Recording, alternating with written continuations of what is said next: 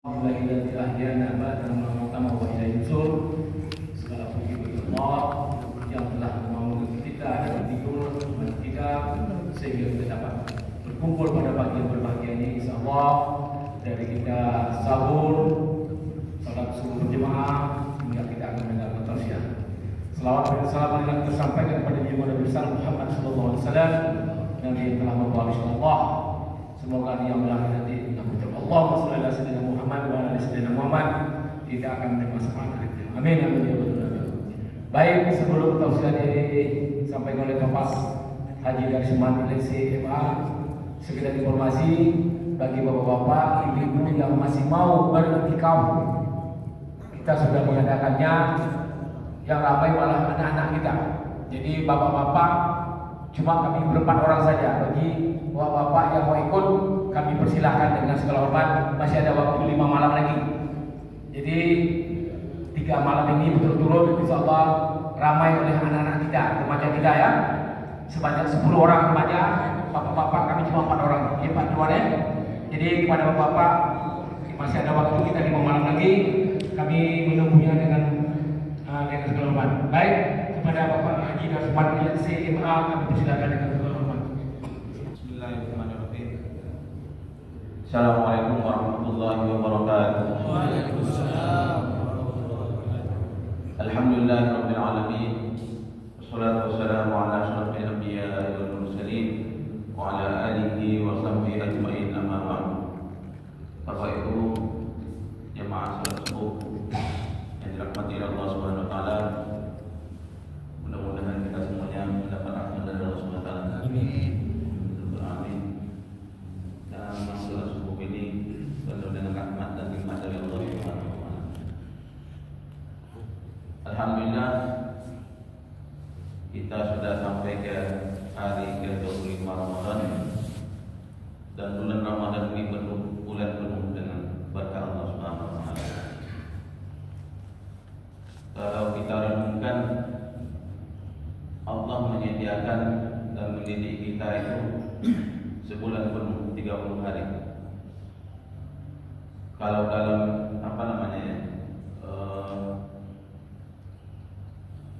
dikatakan pelatihan, ini pelatihan yang sangat sempurna. Sangat sempurna. Ada retreat calon gubernur, retreat calon wali kota, retreat calon menteri 7 hari. Kita ini di retreat 1 bulan penuh. 1 bulan penuh dilatih Allah Subhanahu wa taala. Dan materinya lengkap. Ada ibadah siang hari, puasa dengan berbagai macam hikmahnya. Ada malam harinya juga kita beribadah dan dilatih Allah Subhanahu wa taala dengan salat qiyam dan tilawatul Quran. Dan bulan Ramadan ini bulan penuh berkah Bapak Ibu rahmati Allah Subhanahu wa taala. Tanda berkah bulan Ramadan ini, coba kita lihat profesi kita masing-masing, semuanya diberkahi Allah. Itu dilihat dengan mata kepala kita.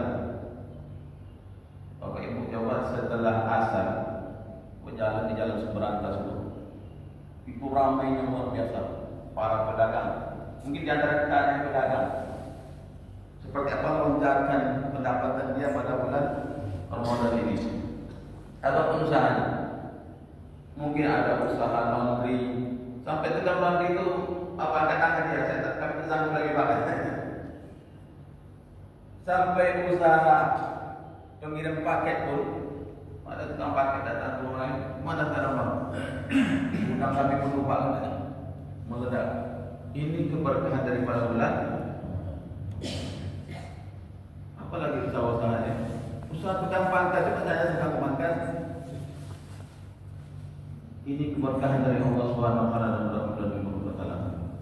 Jadi agama ini, makin kita mendekatkan diri dengan agama ini, maka kehidupan kita akan makin berkah. Ekonomi naik Pak bulan Ramadan ini. Bahkan Menteri Keuangan itu mengatakan bahwasanya perekonomian kita ditopang dengan adanya bulan puasa dan hari raya. Coba tanya dia perbankan itu dia mengeluarkan uang baru itu berapa?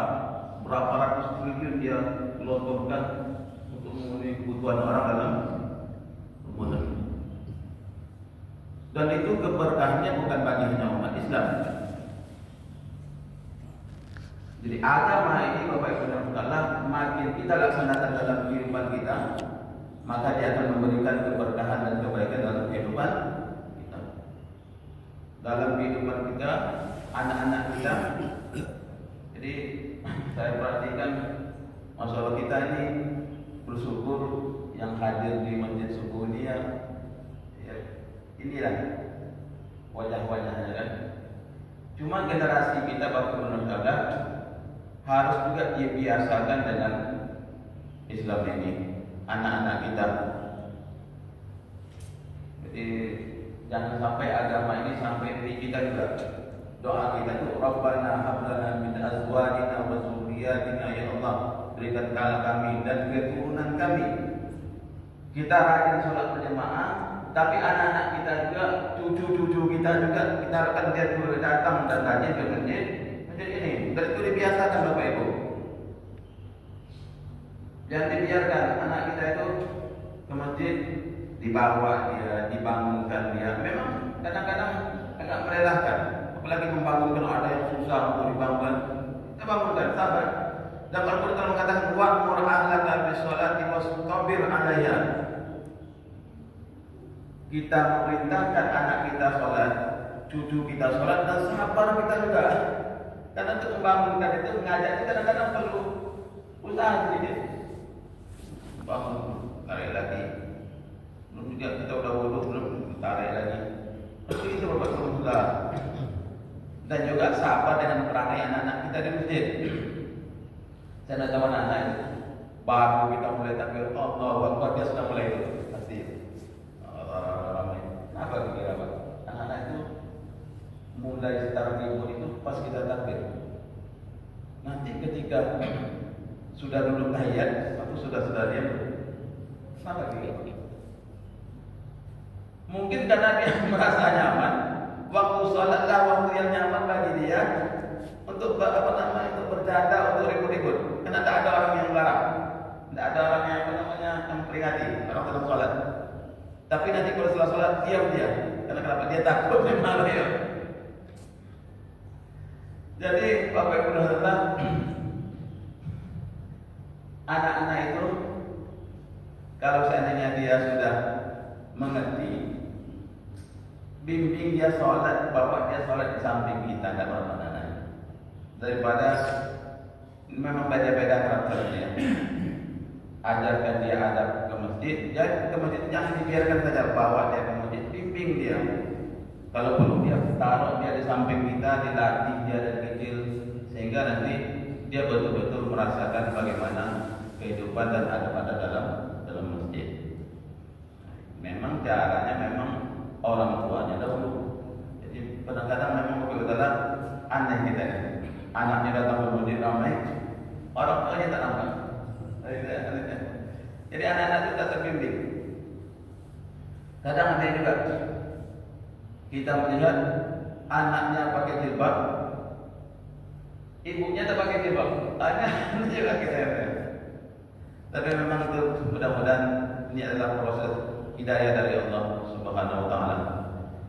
Nah, Bapak Ibu dan Saudara, kita mengharapkan Ramadan ini sebagaimana yang saya sampaikan tadi, ini adalah dalam rangka untuk melatih kita dengan kebaikan-kebaikan dalam bulan Ramadan ini.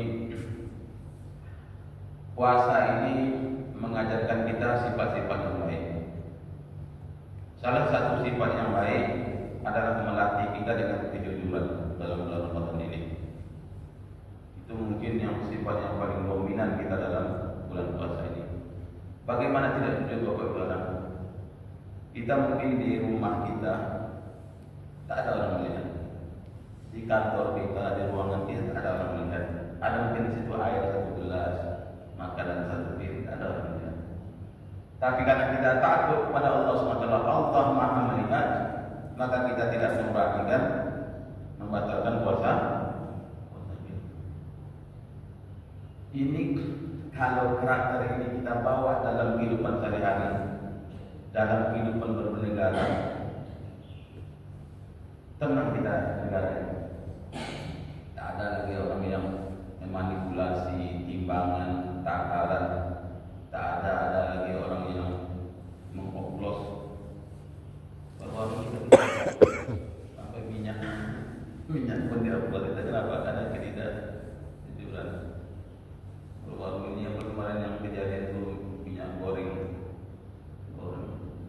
Timbang apa nama takaran 1 liter jadi 800 mili per macam. Saya melihat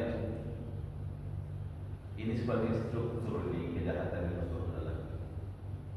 Karena itu dia milik negara, ada pengawasnya, ada pelaksananya, tapi bisa berjalan sekian lama dia.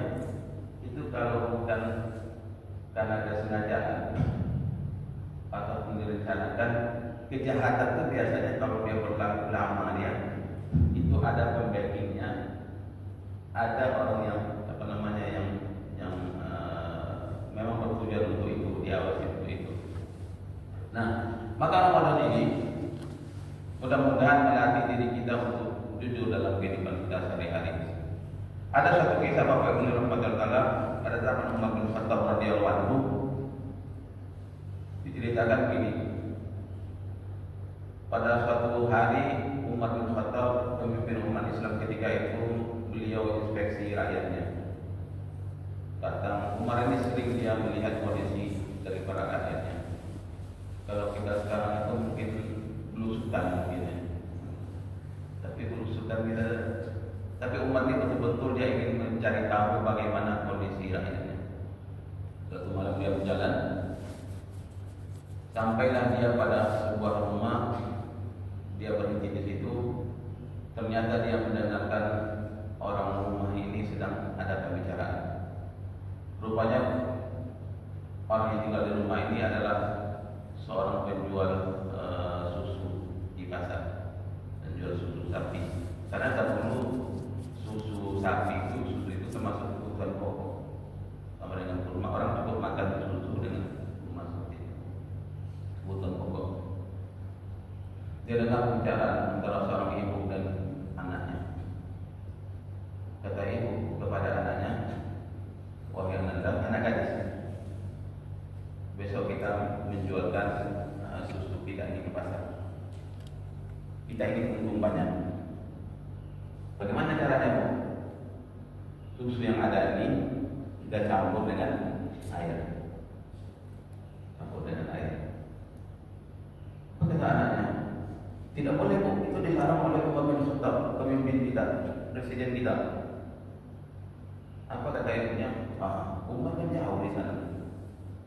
Tak tahu dia apa yang kita lakukan malam ini. Dia tidak melihat kita, tidak mendengar kita. Apa kata anaknya? Wahai bunda, bagaimana dengan Tuhan Umar? Bagaimana dengan Rabb Umar? Kalau seandainya Umar bin Khattab tidak melihat kecurangan yang kita lakukan pada malam hari ini, tapi bagaimana dengan Tuhan Umar? Ini berbicara didengarkan oleh Umar bin Khattab, dan dia merasa bersyukur kepada Allah SWT karena rakyatnya begitu takut kepada Allah SWT. Akhirnya besok paginya dia panggil anaknya. Anak, besok kamu datang ke jalan si A, ke rumah nomor sekian, lamar anaknya. Dan dari anak pernikahan itu ini orang biasa, rakyat biasa, karena kejujurannya diberkahi oleh Allah SWT, akhirnya menikah dengan anak presiden. Presiden itu presiden apa? Umar itu pimpinan berapa puluh negara Arab sekarang itu, di bawah wilayah Umar itu. Lebih dari presiden kalau sekarang itu. Mesir sudah sendiri, Saudi sudah sendiri, sekarang Emirat sendiri. Itu beberapa negara itu di bawah kepemimpinan Umar bin Khattab. Karena keberkahan kejujurannya, Bapak itu tahu bahwasanya dari keturunan nanti lahir anaknya namanya Hasim, dan dari itu lahir dari keturunan sampai kepada dari pernikahan anak Umar bin Khattab dengan anak gadis yang jujur tadi itu, nanti lahir keturunan namanya Umar bin Abdul Aziz. Jadi kalau kita lihat dalam sejarahnya seorang pemimpin umat Islam yang sangat terkenal jujur dan adil adalah Umar bin Abdul Aziz. Karena apa? Karena dimulai dari kejujuran, dimulai dari ketakwaan, dan itu latihan daripada bulan Ramadan Bapak Ibu Ramadan. Tapi kalau dimulai bukan dengan kejujuran, dimulai dengan ijazah yang sampai sekarang tak jelas-jelasnya. Tapi itu nanti buktikan oleh negara apa. Tak berani juga menunjukkannya. Habis itu melahirkan mobil siluman. Sampai sekarang tak jelas dulu ya sampai sekarang. Taman-taman dia katanya sudah dibombusikan 10.000 berapa ada. Habis itu apa lagi selalu?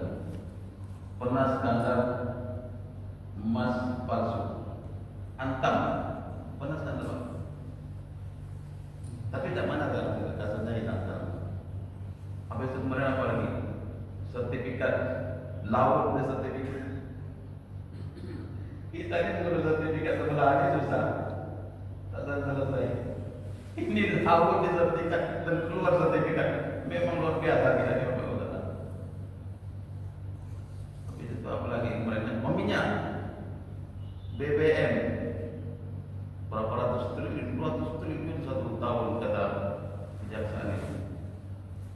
Bisa apa lagi kemarin? Dan itu berlangsung sudah lama, bukan sejak 2025 baru dilatih kejadian baru ini. Sudah lama, bertahun-tahun kejadiannya. Minyak goreng apa semacam. Nah, tapi dengan kejujuran, coba lihat bagaimana kondisi daripada umat Islam ketika itu. Zaman Umar bin Abdul Aziz itu, tapi adalah diceritakan oleh ahli sejarahnya bahwasanya pada zaman Umar bin Aziz itu tak lama memimpinnya, hanya 2,5 tahun, tak sampai 1 periode. Ditakdirkan oleh Allah beliau meninggal di tengah kepemimpinannya. Tapi Umar bin Abdul Aziz pernah dia memimpin dan dia mengirim salah seorang pegawai zakatnya, ambil zakatnya. Jadi memang zakat waktu itu berjalan dengan baik. Dan Umar bin Aziz memulai dari rumahnya, dia memulai keadilannya.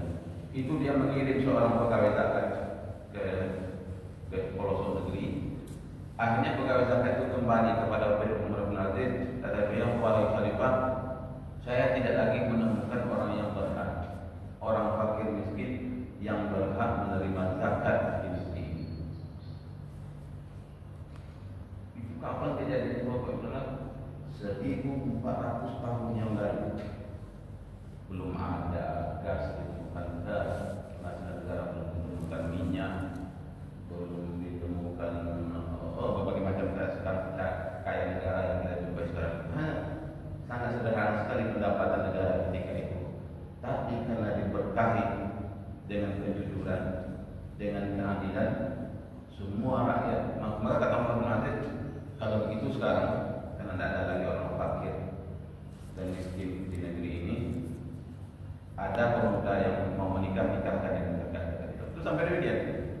Ada orang yang berhutang, mengasih hutang dia daripada zakat. Sampai begitu keberkahannya.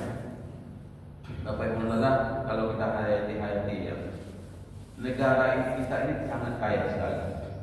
Baik dengan sumber daya alamnya, kaya sekali. Itu yang ditambang di Sulawesi itu, tapi sayang tambangnya bukan perusahaan kita. Apa namanya yang nikel, apa semacam kemudian yang di Papua itu emas, kilo-kilo minyak ya. Itu luar biasa ya kekayaan ini. Tapi kalau kita baca-baca datanya, pendapatan rakyat Indonesia itu hanya sekitar $4.000 satu tahun. Rata-rata kalau apa namanya istilahnya pendapatan per kapita kita. Itu kalau di total pendapatan negara ini dibagi dengan jumlah rakyat Indonesia itu hanya sekitar $4.000. $4.000 itu berapa juta ya? Ada 15.000, 60 juta. Itulah pendapatan kita rata-rata di Indonesia ini dibagi 12. Tapi di jiran tetangga kita Malaysia itu sekitar 12.000. Kalau kita banding-bandingkan, kalau di Google kan, itu kali 4, kali 3. Apa kurangnya kita dengan tetangga kita kan? Kalau dibandingkan juga dengan tetangga kita yang lebih kecil lagi, Singapura, berapa pendapatannya pun lebih di atas itu Singapura. Apa yang dimiliki oleh Singapura? Tambang tidak ada, apa tidak ada. Tapi keberkahan negeri itu yang antaranya karena sifat pemimpinnya yang jujur kepada Allah Subhanahu Wa Taala dan juga adil dalam kehidupannya. Dan itu ditanamkan dengan bulan Ramadan ini. Sensitif. Seorang mukmin itu harus sensitif dia dengan lingkungannya Bapak Ibu. Dan ketakwaan juga demikian. Apa makna takwa itu? Takwa itu adalah karakter malakatun, karakter malakat, tidak dibuat-buat. Seseorang itu takut dengan Allah Subhanahu Wa Taala, takut berbuat dosa dan rajin dia melakukan kebaikan, itu karakter. Jangan sampai rajin ke masjid, rajin berpuasa, tapi rajin juga mengikuti kegiatan maksiat. Itu belum tumbuh karakternya. Itu karakter yang ingin ditumbuhkan dengan sensitif dia. Masya Allah Taala. Dalam ayat yang berkaitan dengan Ramadan, Syahr Ramadan alladzi unzila fihil Qur'an hudan lin-nasi wa bayyinatin minal huda wal furqan. Nanti teruskan ayatnya. Imam sampai di akhir ayatnya Pak. Yuridullahu bikumul yusra wa la yuridu bikumul usra. Heran, ayat ini bercerita tentang puasa. Puasa itu kita lapar kan? Sedikit banyak kita merasakan susah, enak. Tapi di akhir ayat Allah mengatakan Allah menginginkan kemudahan kamu dan Allah tidak menginginkan kesusahan bagi kamu. Seolah-olah Allah ingin mengatakan Ramadan ini bukan untuk menyusahkan kita, tapi memberikan kemudahan bagi kita. Kalau tanya mungkin siapa yang bulan Ramadan ini yang sakit bertambah sakitnya karena puasa ada tak? Karena puasa tapi ya karena puasanya bertambah sakitnya. Kalau bertambah sakitnya karena puasanya, mungkin ada penyakit tertentu yang bertambah sakitnya karena puasa, maka dia diberikan keringanan untuk tidak puasa. Tapi kalau sakit sakit tangan kaki-kaki itu tak ada hubungannya dengan puasa. Allah menginginkan kemudahan bagi kamu. Kalau kita renungkan, Allah saja menginginkan kemudahan dan memudahkan dalam kehidupan kita. Apalagi kita sebagai orang yang didik dengan puasa, ini memberikan kemudahan. Umat Islam itu memberikan kemudahan, bukan mempersulit Bapak Ibu Taala. Kalau dia betul-betul beriman, dia akan memberikan kemudahan kepada orang lain.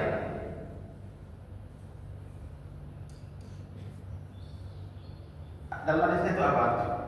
Rahimallahu rajulan samhan ba'a idza istara wa samhan idza ba'a wa samhan idza istara. Kata Rasulullah SAW, mudah-mudahan Allah merahmati seseorang yang mudah toleransi dia ketika menjual diantaranya, dan toleransi baik dia mudah dia ketika membeli. Ada orang kadang-kadang Bapak hanya gara-gara harga, mempertahankan harga sedikit, bertekingnya luar biasa. Menawarnya itu sampai setengah jam untuk satu barang saja. Kadang-kadang yang beli juga barang yang dijual di pasar biasa kan, tawar ikan, tawar apa? Nah kata Rasulullah, samhan idza saraf, samhan idza ba'a. Mudah senang dia ketika menjual, mudah senang ketika dia membeli. Ini karakter orang Islam. Bapak Taala, yuridullahu bikumul yusra, maka kita ingin memberikan lingkungan kita, mudah-mudahan memberikan karakter kita itu memudahkan orang, bukan menyusahkan orang. Kadang-kadang saya itu mengkritisi juga sebagian jalan-jalan kita itu menyusahkan orang. ceramah kemarin di suatu tempat, saya lihat jalan raya menuju masjid itu dibuat seperti perahu teman-teman. Pemerintah sudah bangun baik-baik di jalan, di aspal. Kemudian sama masyarakat sekitar itu mungkin karena takut banjir toko-tokonya itu paritnya itu ditutup dan itu ditinggikan lagi paritnya sehingga jalan itu seperti perahu. Jalan kemudian ini runtuh, paritnya tinggi sehingga kalau hujan tergenang dan jalannya hancur. Saya bilang ini orang membangun ruko di sini ini berdosa nih, saya bilang. Bapak Ibu kata dosa itu bukan hanya kita tidak sholat, dosa itu bukan hanya kita tidak puasa, dosa itu menyusahkan orang, merusak lingkungan, itu juga ada pertanggungjawaban di sisi Allah Subhanahu. Betul tak ini? Ada hadisnya kan? Apa kata Rasulullah SAW? Atadruna mal muflis. Tahu kalian siapa orang yang bangkrut itu? Wajib ingat aja. Kata para sahabat, ya Rasulullah, orang yang bangkrut menurut kami itu orang yang tidak punya uang, tak punya harta. Kata Rasulullah, orang yang bangkrut itu orang yang pada hari kiamat nanti datang dengan pahala dia selalu tiap hari ke masjid, pahala puasanya, baca Al-Quran yang khatam. Kita sudah khatam berapa kali dalam bulan 30 tahun. Hajinya, umrohnya mungkin hampir setiap bulan, tapi dia menyusahkan orang ini, menyakiti orang ini, mengganggu orang ini. Kemudian kata Rasulullah SAW, pahala dia diberikan kepada orang yang dia sakiti, pahala dia diberikan kepada orang yang dia ganggu. Habis pahalanya, mana lagi? Dia masih ada hutangnya sama orang, sama manusia. Kemudian dosa orang ditimpakan kepada dia, dan akhirnya dia seharusnya masuk surga. Ini bapak dalam akhirnya dia masuk. Itu gara-gara dia menyusahkan orang, mengganggu orang. Jalan itu, saya katakan, jalan itu ada hak jalan. Kita ini agama Islam bukan agama di masjid. Agama ini dilaksanakan dalam kehidupan kita sehari-hari. Kata Rasulullah SAW, Bapak ingat hadisnya. Keimanan itu 70 tingkat. Sampai ini 70 cabang. Cabang yang tertinggi adalah la ilaha illallah. Yang terendah apa?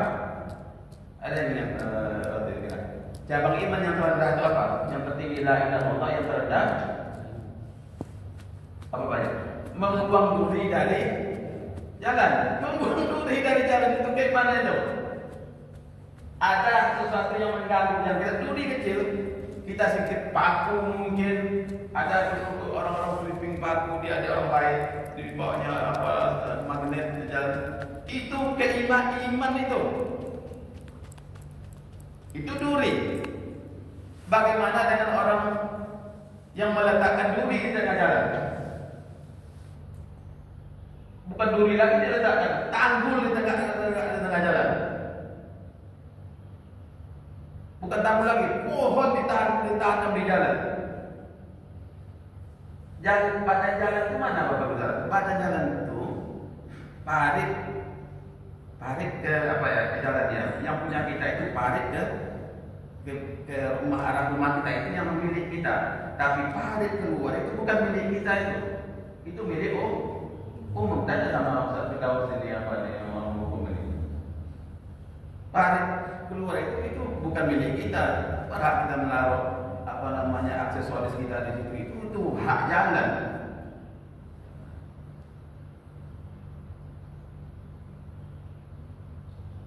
Tanggul itu luar biasa dibuat tinggi. Kalau standar tanggul itu ada Bapak Saudara. Coba lihat kita jalan di Chevron ya, Caltech.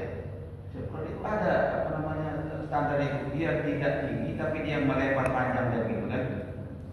Itu dia sehingga orang lewat, dia tidak menyusahkan orang, tidak apa namanya membahayakan orang. Ini kadang-kadang motor malam karena pernah jatuh. Siapa yang berdosa kalau jatuh itu? Kalau agama kita itu dalilnya singkat, la dororo wala diroro. tidak berbahaya dan tidak membahaya.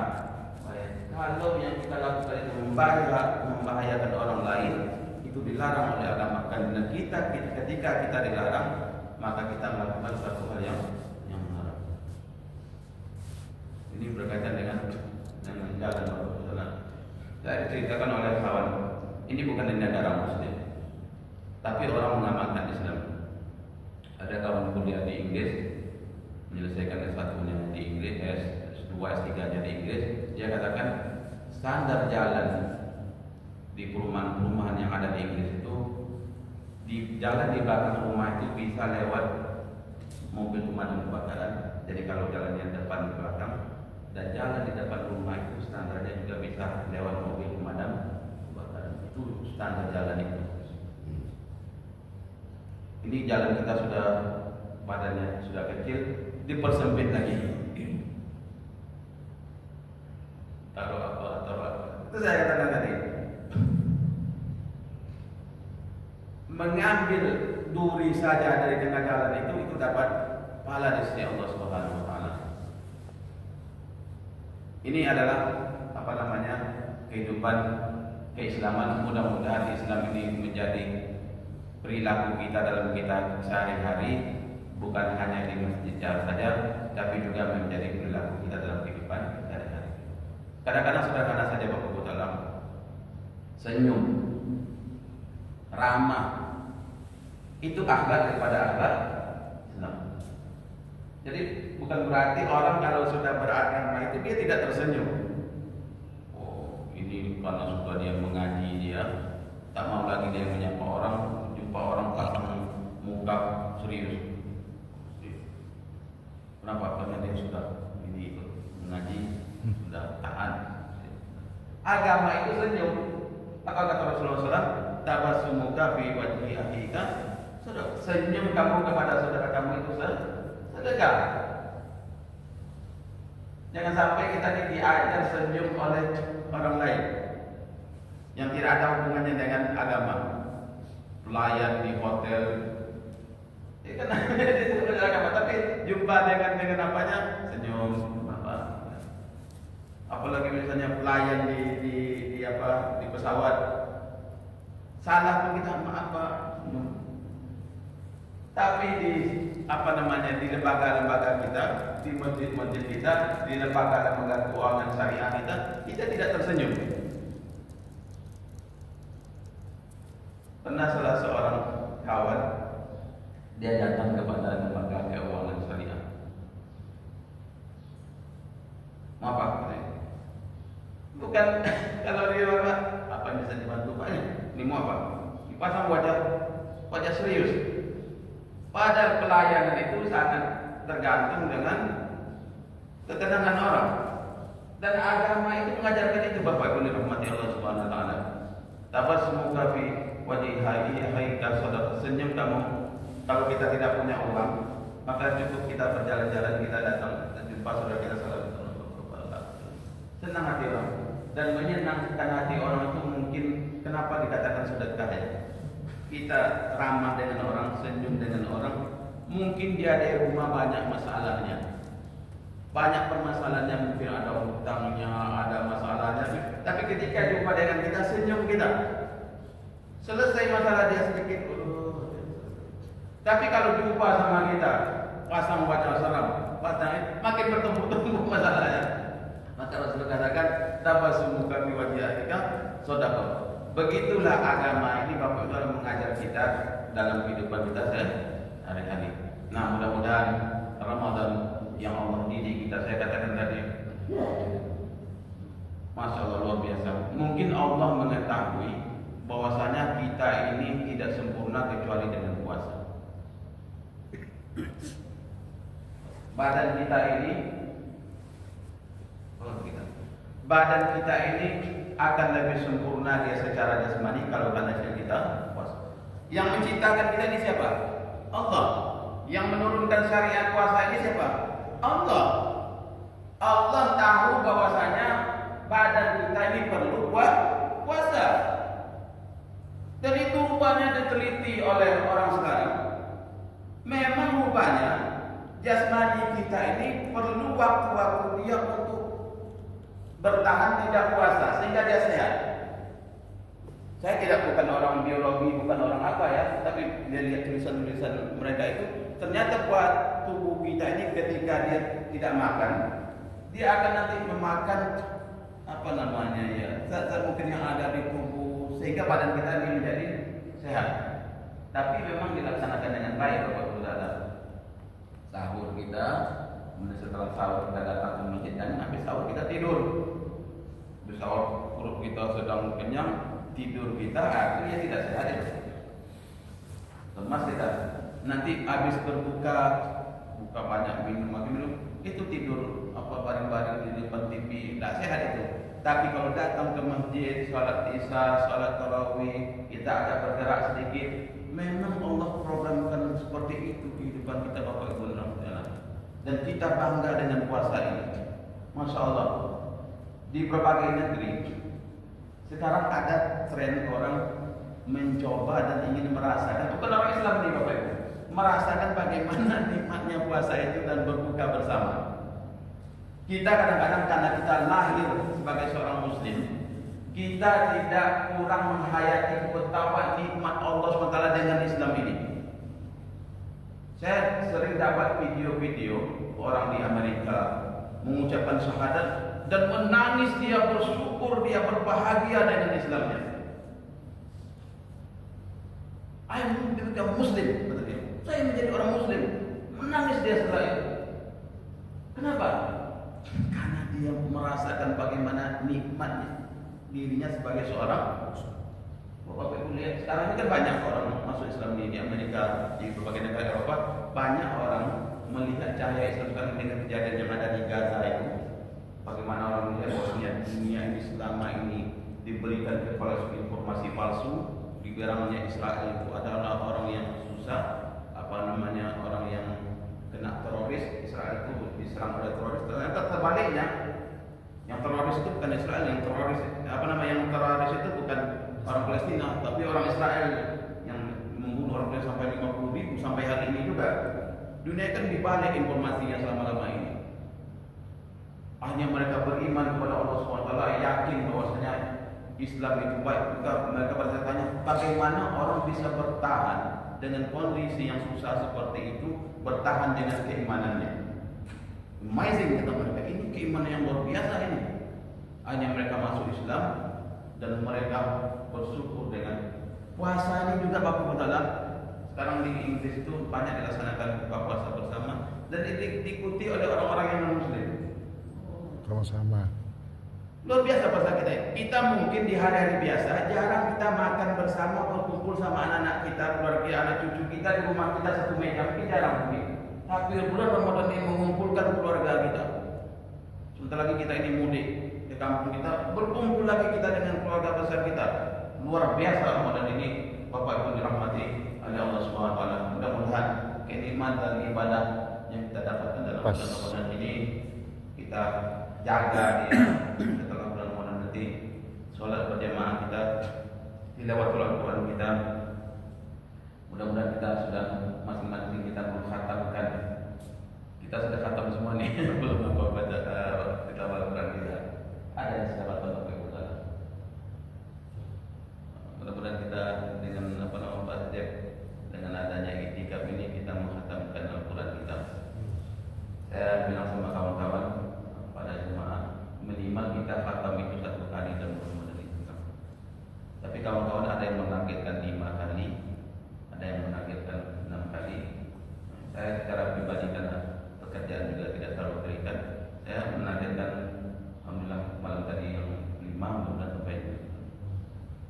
Ini kita karena memang luar biasa Allah sediakan pahala dalam bulan Ramadan ini.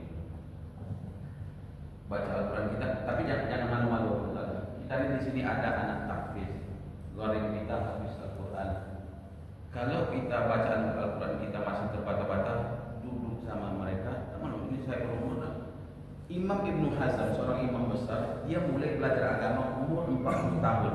Ada imam besar namanya Ibnu Hazm Al-Andalusi, belajar agama itu umur 40 tahun. Kapan dia belajar?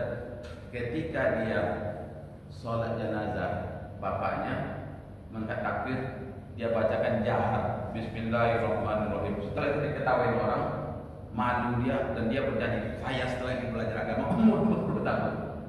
Tapi dia setelah itu menjadi imam besar. Jadi Al-Quran ini jangan malu kita, ini ada anak-anak kita. Coba dengarkan apa. Karena kata Rasulullah SAW, orang yang mahir membaca Al-Quran itu bersama para malaikat yang mulia, sama malaikatnya. Tapi orang yang membaca Al-Quran terbata-bata, wallazi yaqra'ul Quran wa huwa yatatahu fihi. Bahasa Arabnya yatatahtah. Dia membaca Al-Quran dan dia terbata-bata membaca Al-Qurannya, falahu ajran, maka bagi dia 2 pahala. Pahala dia membaca, ini mata sudah kabur, tapi dia membaca juga. Dan pahala yang datang saat dia terbata-bata dalam membacanya. Tapi terbata dia harus belajar terus ya. Tapi walaupun meski terbata dia membaca. Luar biasa pahala Ramadan. Jangan sampai kita mampu dalam ya, kita berharap sampai saat ini kita belum pernah khatam Al-Quran dalam hidup kita. Jangan sampai terjadi ini. Sudah pernah khatam Pak Bu, pernah dulu waktu menikah. Pertama ketika menikah baca awal Al-Baqarah, pertengahan Al-Baqarah dan akhir selesai. Khatam dari Al-Fatihah sampai An-Nas. Berapa jumlah hurufnya? Ada yang menghitung. Ada ulama mengatakan hurufnya 1.200.000. Kita ambil 1 juta saja. 1 juta huruf Al-Quran. Hurufnya 1 juta. Ada menghitung lebih 1.200.000. 1 juta 1 huruf Allah beri pahala berapa? 10 kebaikan. Berapa ya?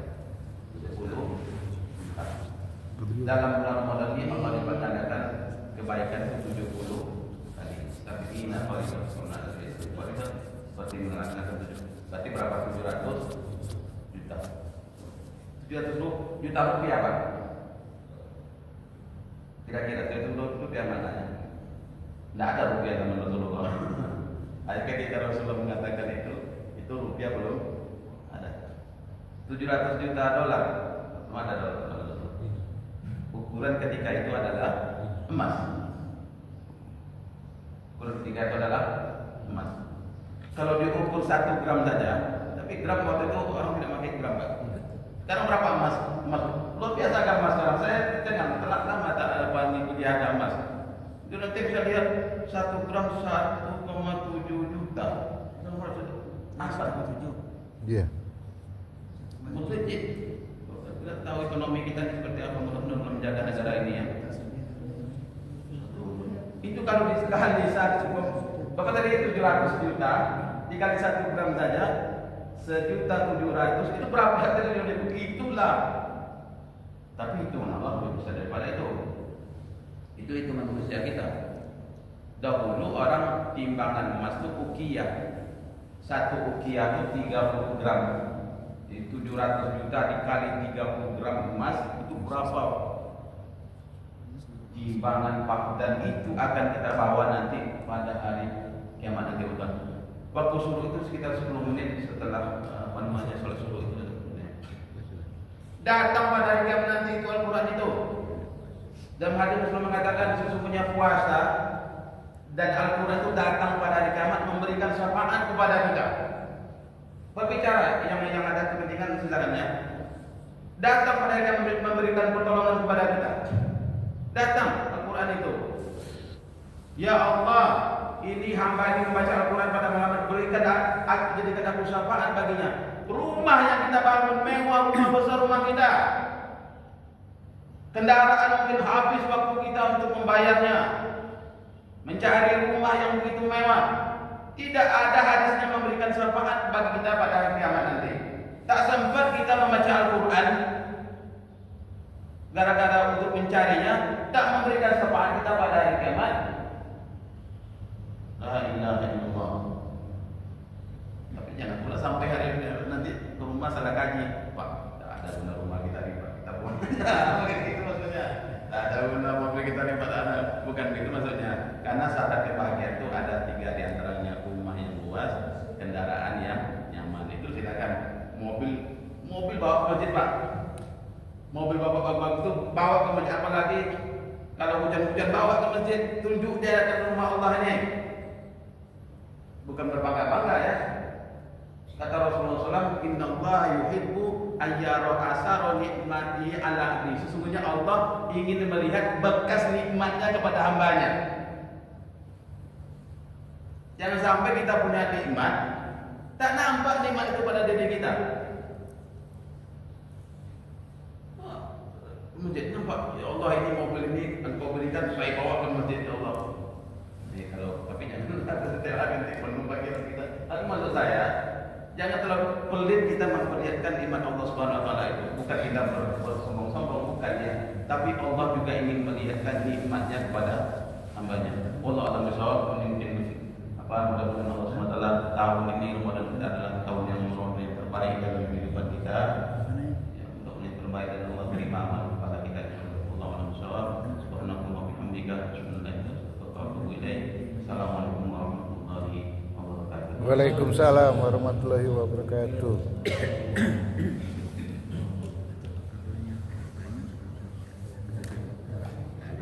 Alhamdulillah, jazakallahu khairan Ustaz yang telah memberikan tausiah kepada kita pada pagi yang berbahagia ini. Semoga apa yang disampaikannya dapat kita aplikasikan dalam kehidupan kita sehari. Alhamdulillah, pada pagi hari ini kita tutup pertemuan kita. Alhamdulillah, wassalamualaikum warahmatullahi wabarakatuh. Waalaikumsalam.